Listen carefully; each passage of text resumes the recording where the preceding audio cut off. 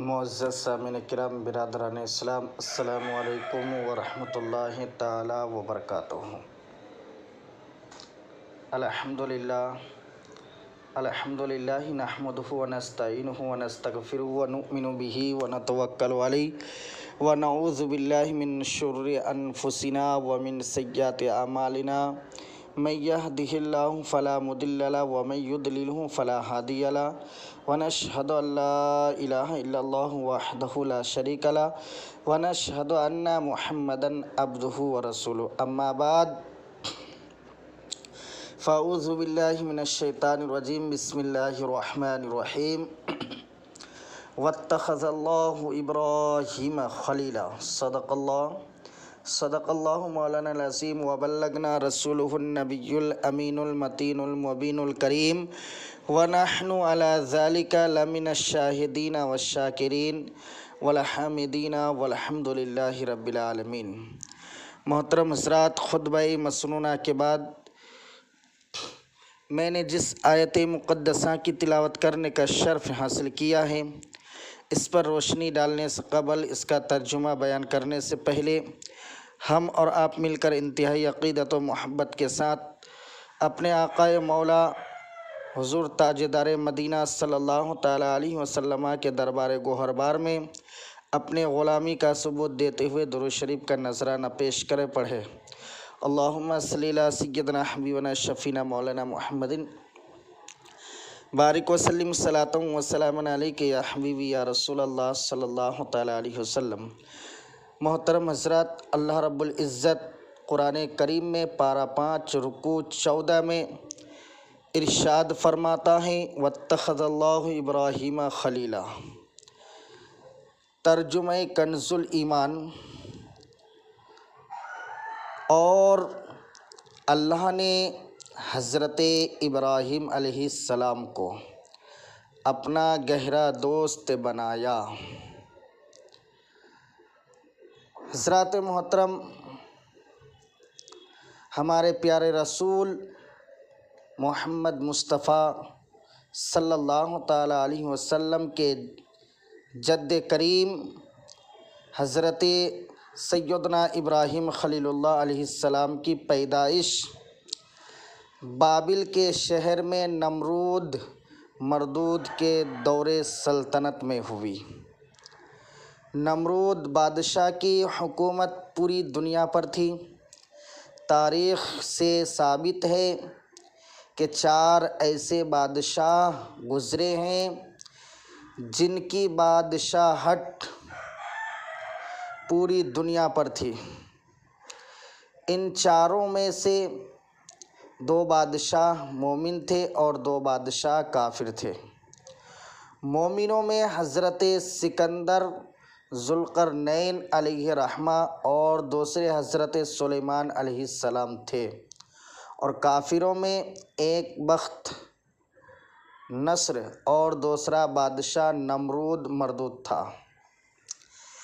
اے ایمان والو، اللہ تعالیٰ کے فضل و کرم سے ہمارے پیارے نبی احمد مجتبیٰ محمد مصطفیٰ صلی اللہ تعالیٰ علیہ وسلم دونوں عالم کے بادشاہ ہیں۔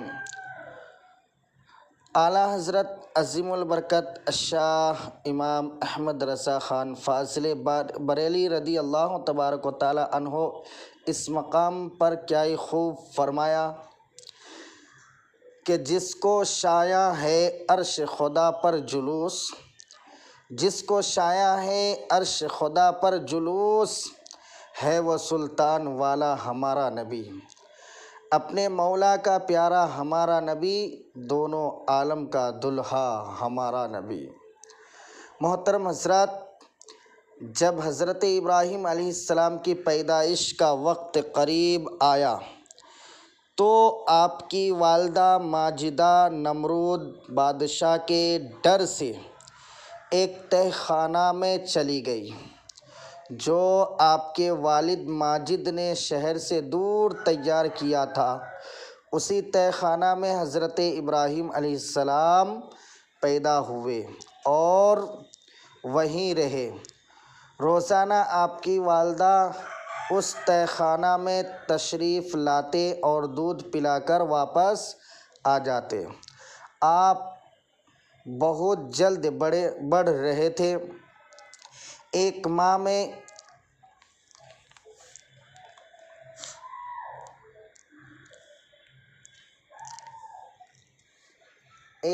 میں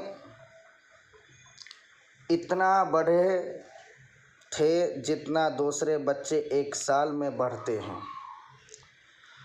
محترم حضرات، ایک روایت کے مطابق جب حضرت ابراہیم علیہ السلام کی عمر شریف 13 برس یا 17 برس کی ہوئی تو ایک روز حضرت ابراہیم علیہ السلام نے اپنی والدہ سے سوال کیا کہ میرا رب کون ہے، یعنی میرا پالنے والا کون ہے؟ تو والدہ نے جواب دیا، میں ہوں۔ پھر سوال کیا کہ تمہارا رب تم کو پالنے والا کون ہے؟ تو والدہ نے جواب دیا تھا، تمہارے والد ہیں۔ آپ نے فرمایا، میرے والد کا رب پالنے والا کون ہے؟ تو آپ کی والدہ نے فرمایا، خاموش رہو، اور کوئی جواب نہ دے سکی اور اپنے شوہر سے جا کر کہا کہ جس لڑکے کی نسبت جو مشہور ہے وہ زمین والوں کے دین کو بدل دے گا، وہ فرزند یہی ہے۔ اور ساری گفتگو اپنے شوہر کو بتایا۔ اور جب حضرت ابراہیم علیہ السلام تہ خانہ سے باہر تشریف لائے تو اس وقت سورج غروب ہوا اور آسمان پر ستارہ طلوع ہوا۔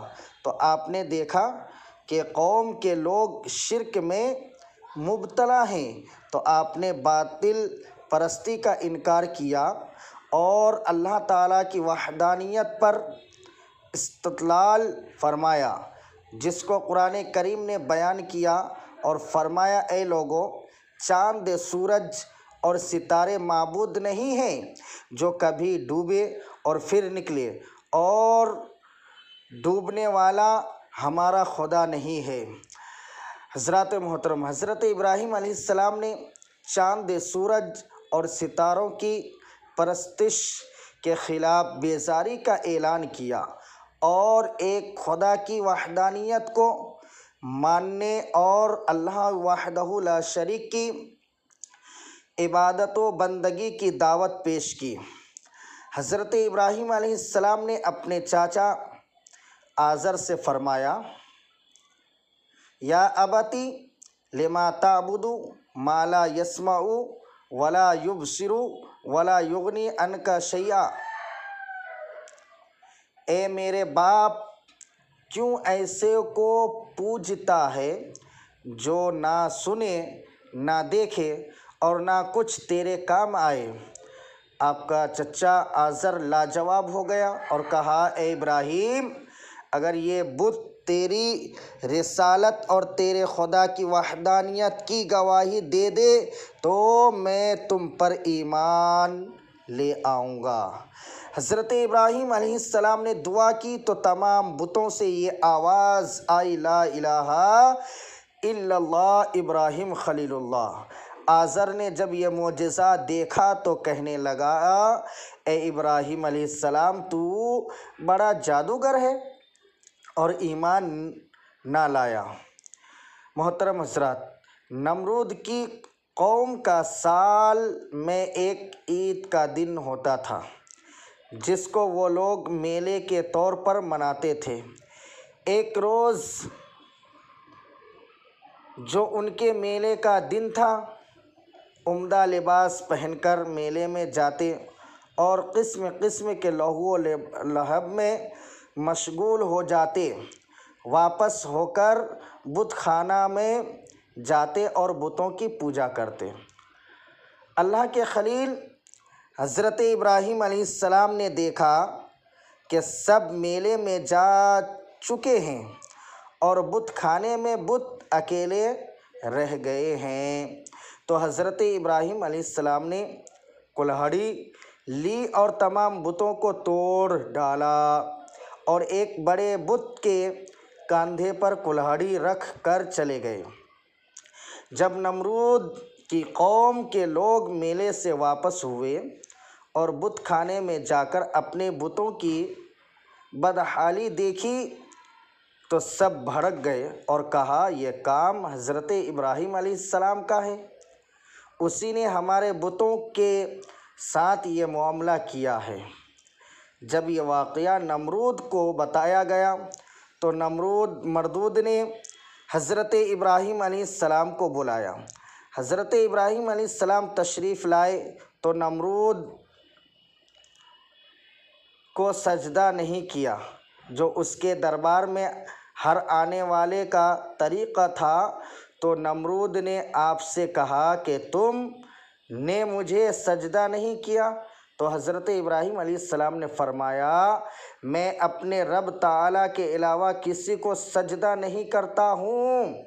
تو نمرود نے کہا، تیرا رب کون ہے؟ حضرت سیدنا ابراہیم علیہ السلام نے فرمایا، ربی الذی یحیی و یمیت، قال انا احیی و امیت، میرا رب وہ ہے کہ جلاتا اور مارتا ہے۔ بولا، میں جلاتا اور مارتا ہوں۔ چنانچہ نمرود نے 2 قیدیوں کو بلایا، ایک قیدی جو رہا ہونے والا تھا اس کو مار دیا اور جو قتل ہونے والا تھا اس کو رہا کر دیا، اور کہا، میں نے اس کو زندہ کر دیا۔ اے ابراہیم علیہ السلام، دیکھو میں بھی زندہ کرتا ہوں اور مارتا ہوں۔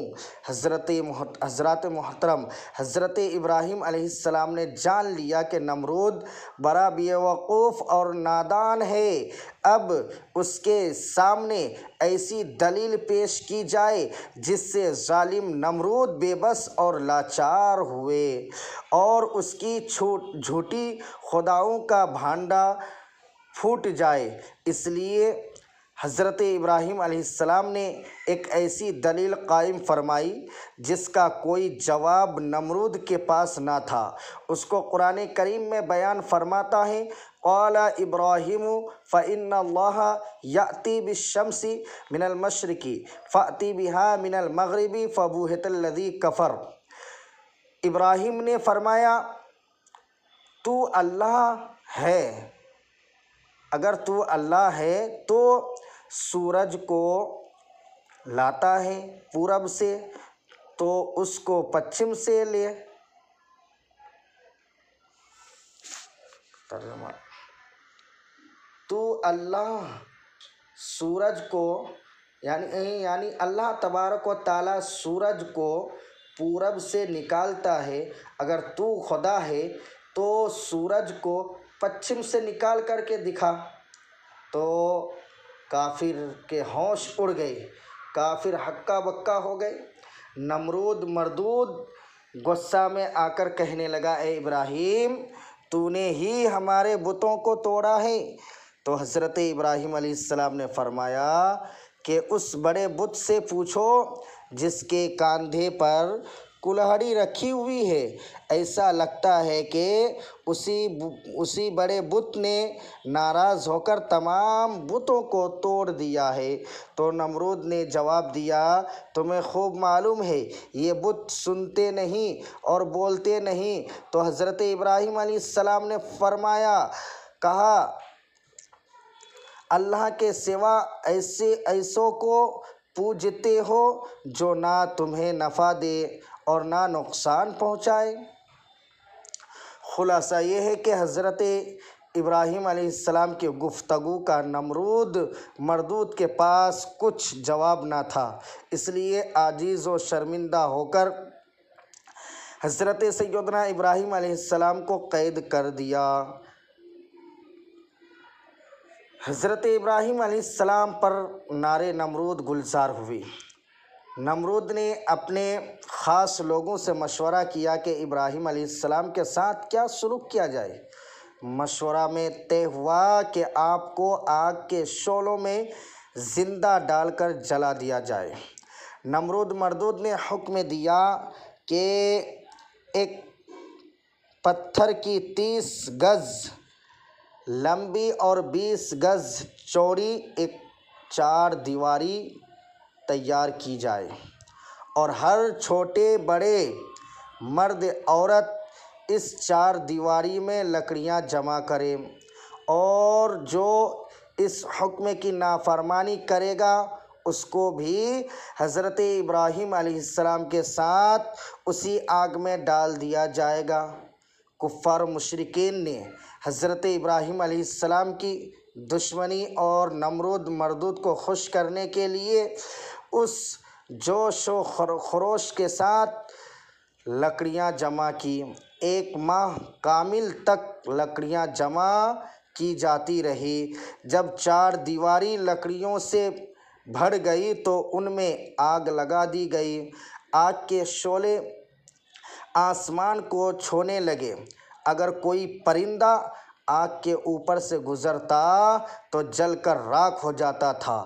آگ کی گرمی اور حرارت سے شہر کے لوگ پریشان ہونے لگے اور آبادی کے لوگوں کا اپنے گھروں میں رہنا دشوار ہو گیا تھا۔ جب آگ اپنے پورے شباب پر آ گئی اور حضرت ابراہیم علیہ السلام منجنیق کے ذریعہ آگ میں ڈالے جا رہے تھے، حضرت جبرائیل علیہ السلام حاضر خدمت ہوئے اور عرض کیا، یا ابراہیم، یعنی اے ابراہیم علیہ السلام، کوئی حاجت ہو تو بتائیے۔ جبرائیل خدمت کے لیے حاضر ہے۔ آپ نے ارشاد فرمایا، ہاں حاجت تو ہے، مگر اے جبرائیل علیہ السلام تم سے کوئی حاجت نہیں ہے۔ حضرت جبرائیل علیہ السلام نے عرض کی، آپ کو جس کی حاجت ہے اس سے طلب کرو۔ تو میں حضرت ابراہیم علیہ السلام نے فرمایا، وہ میرے حال کو خوب جانتا ہے اور وہ میرے سوال سے باخبر ہے، اور وہی میرے لیے کافی ہے۔ گویا حضرت ابراہیم علیہ السلام فرما رہے تھے، جانتا ہے وہ میرا رب جلیل آگ میں جاتا ہے اب اس کا خلیل۔ حضرت ابراہیم علیہ السلام آگ کے قریب پہنچ چکے تھے۔ اللہ تعالیٰ کا حکم ہوتا ہے، یا نار کونی بردا وسلاما علی ابراہیم، اے آگ ہو جا ٹھنڈی اور سلامتی ابراہیم پر۔ رب تعالیٰ کا حکم سنتے ہی آگ حضرت ابراہیم علیہ السلام پر گلزار ہو گئی۔ نمرود مردود بلند مکان پر چڑھ کر دیکھنے لگا۔ حضرت ابراہیم علیہ السلام ہلاک اور آگ میں جل کر راکھ ہو گئے ہوں گے۔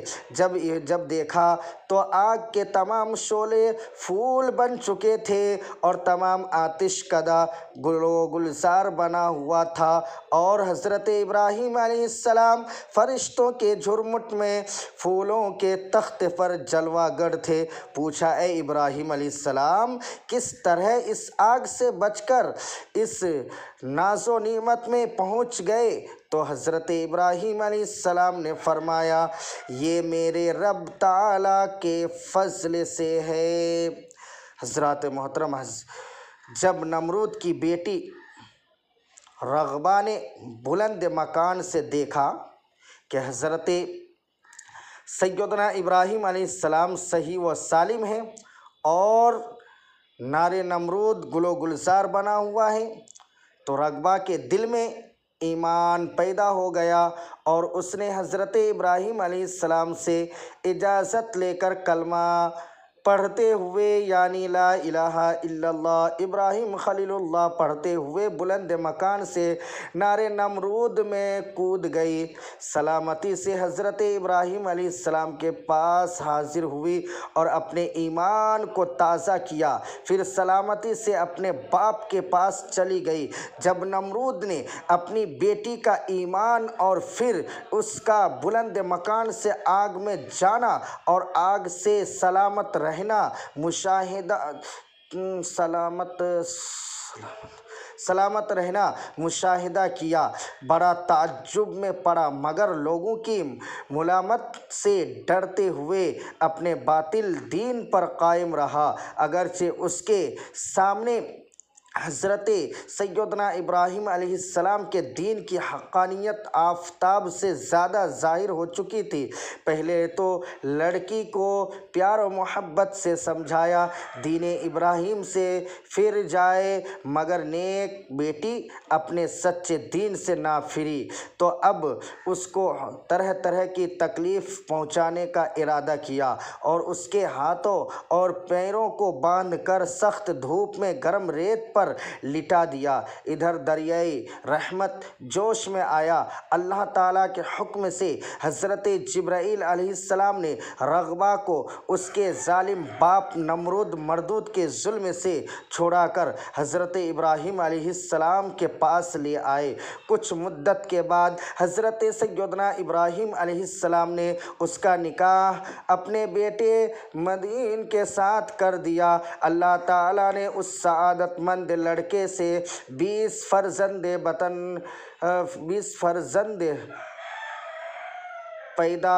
بطن سے پیدا فرمائے، جو سب کے سب مسند نبوت پر فائز ہوئے۔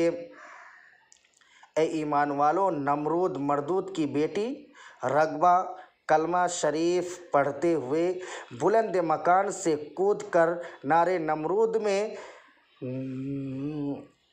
نمرود میں حضرت ابراہیم علیہ السلام کے پاس پہنچتی ہے تو وہ بھی آگ سے محفوظ رہتی ہے۔ یہ ہے کلمہ شریف کی برکت اور نبی کی محبت کا اثر۔ اگر ہم بھی کلمہ شریف پڑھنا اپنی عادت بنا لیں اور پیارے نبی پیارے رسول صلی اللہ تعالیٰ علیہ وسلم سے سچی محبت کریں تو بروز قیامت کلمہ شریف کی برکت اور پیارے مصطفیٰ صلی اللہ تعالیٰ علیہ وسلم کی رحمت سے دنیا کی ہر بلا مصیبت کی آگ سے اور قیامت کے دن دوزخ کی آگ سے محفوظ رہیں گے انشاءاللہ۔ نبی کے دشمن کا برا انجام۔ نمرود مردود بڑا ظالم و سفاک بادشاہ تھا، اپنے کو خدا کہلواتا تھا، اس کا سجدہ کیا جاتا تھا۔ اللہ تعالیٰ کی گرفت بہت مضبوط ہے۔ اللہ تعالیٰ ظالموں اور سرکشوں کو ڈھیل دیتا ہے اور وہ اس چھوٹ اور ڈھیل کو اپنی کامیابی سمجھتے ہیں، اور جب ظلم و گناہ حد سے زیادہ بڑھ جاتے ہیں تو اللہ تعالیٰ کا عذاب آ کر رہتا ہے۔ ایک روایت کے مطابق نمرود کی عمر 1000 سال سے زیادہ تھی اور 300 سال تک بیمار نہ پڑا تھا۔ اس نے سمجھ لیا کہ اگر میں بندہ ہوتا تو ضرور بیمار ہوتا۔ اس کے سرکش اور ظالم ہونے کے بہت سے اسباب تھے، ایک وجہ یہ بھی تھی جو وہ بیمار نہیں ہوتا تھا۔ اللہ تعالیٰ کا شکر ادا کرنے کے بجائے خود کو خدا کہلوانے لگا اور جھوٹا خدا بن بیٹھا۔ اللہ تعالیٰ نے اس کی جھوٹی خدائی کا بھانڈا پھوڑنے کے لیے ایک لنگڑے مچھر کو بھیجا جو اس کے ناک کے راستے سے دماغ میں چلا گیا اور اس کو کاٹنے لگا۔ نمرود سخت پریشان ہوا۔ ایک لنگڑے مچھر کے عذاب سے بچنے کی اس کے پاس کوئی تدبیر نہ تھی۔ دنوں رات درد میں مبتلا رہنے لگا، حکیم سے علاج کرواتا رہا مگر مرض بڑھتا گیا۔ جوں دوا کی اس کے ہلاک و برباد ہونے کا وقت قریب آ گیا، ایک ماہر حکیم جو غالباً اس کے ظلم و ستم سے پریشان اور اس کی جھوٹی خدائی سے آگاہ تھا، اس نے مشورہ دیا کہ بادشاہ ایک پرانے چمڑے کے جوتے سے آپ کے سر پر مالش کیا جائے تو ہو سکتا ہے کہ آپ کے سر کا درد کچھ کم ہو جائے اور آپ کو آرام نصیب ہو۔ حکیم کا کہنا تھا पुराना चमड़े का जूता लाया जाए।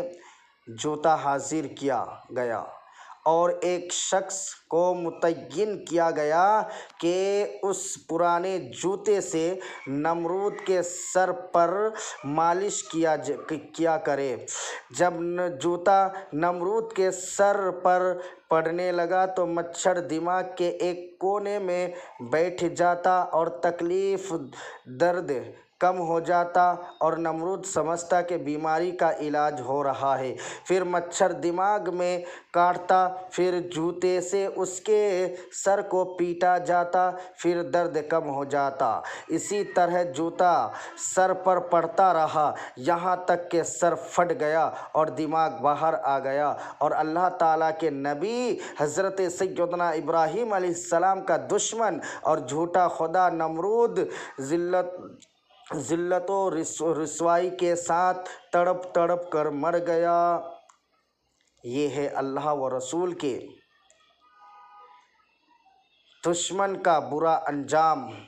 ए ईमान वालों, अल्लाह ताला के नबी हज़रत सैयदना इब्राहीम अलैहिस्सलाम के दुश्मन नमरूद का कितना बुरा हाल हुआ आप हजरात ने देख लिया। और आज भी जो लोग नबी से दुश्मनी करते हैं और नबी पर तरह तरह का एतराज़ करते नज़र आते हैं, वो लोग भी किसी ना किसी बड़ी बीमारी में मुब्तला मिलेंगे। इसलिए अल्लाह ताला के महबूब बंदे अंबिया किराम और औलिया किराम से अदावत व दुश्मनी से बचना लाजिम ज़रूरी है। अल्लाह ताला अपने प्यारों की अदावत व दुश्मनी से बचाए और उनसे मोहब्बत व अक़ीदत की तौफ़ीक़ अता फ़रमाए। आमीन सुम्मा आमीन। इंशाअल्लाह ताला इसके आगे दूसरे पार्ट में मैं बयान करने की कोशिश करूँगा। अल्लाह तबारक व तआला की बारगाह में दुआ है कि हम तमाम लोगों को हुज़ूर नबी करीम सल्लल्लाहु तआला अलैहि वसल्लम के बताए हुए रास्ते पर चलने की तौफ़ीक़ और रफ़ीक़ अता फ़रमाए। अस्तग़फ़िरुल्लाह मिन कुल्लि ज़ंबिन व अतूबु इलैह।